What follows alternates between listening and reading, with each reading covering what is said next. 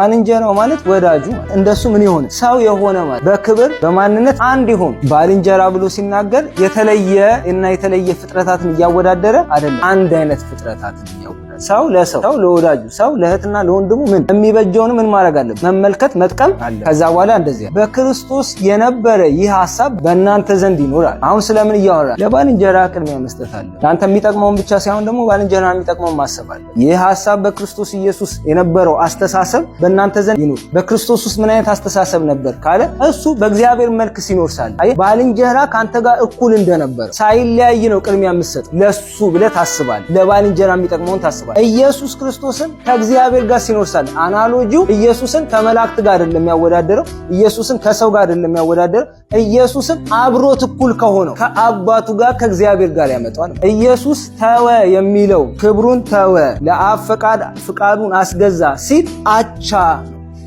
ለምን ምሳሌ ሲሰጥ አንተ ለባልንጀራ መሆን ያለብህን በሚሰጠው ልክ እሱኮ የተወው ከአባቱ ጋር አቻ ሆኖ ከእግዚአብሔር ጋር መተካከል አንድ ነው። ከእግዚአብሔር መልክ ነው የሚኖረው እሱ ራሱ እግዚአብሔር ነው። እግዚአብሔር ጋር መተካከልን እንደ መቀማት ሳይቆጥረው እኔ ራሴን ዝቅ አድርጌ ለአብ ፈቃድ ተው ሆኜ እመጣለሁ። ይሄንን ያ ሚተው ክብር አለ አይደል? ሰውን ሲመጣ ያንን እንደ መቀማት እንደ መሰረቅ እንደ መዘረፍ አልቆጠረውም። ኢየሱስ ክርስቶስ ደስ ብሎታል ማለት በፍቃዱ ነው ማለት ተዘርፌ ነው ምናምን እያለ እያጉረመረመ አይደለም የመጣው፣ እየተበሳጨ አይደለም የመጣው። እንደ መቀማት እንደ መወሰድ እንደ መዘረፍ አልቆጠረው። ነገር ግን ራሱን ባዶ አድርጎ በሰው ምሳሌ ሆኖ በመካከላችን ተገኘ ነው። አቻ የነበረውን ክብሩን ትቶ ነው የመጣው። ሰውም አቻ ከነበራችሁት በፍቃዳችሁ ምን አድርጉ ነው ዝቅ በሉ።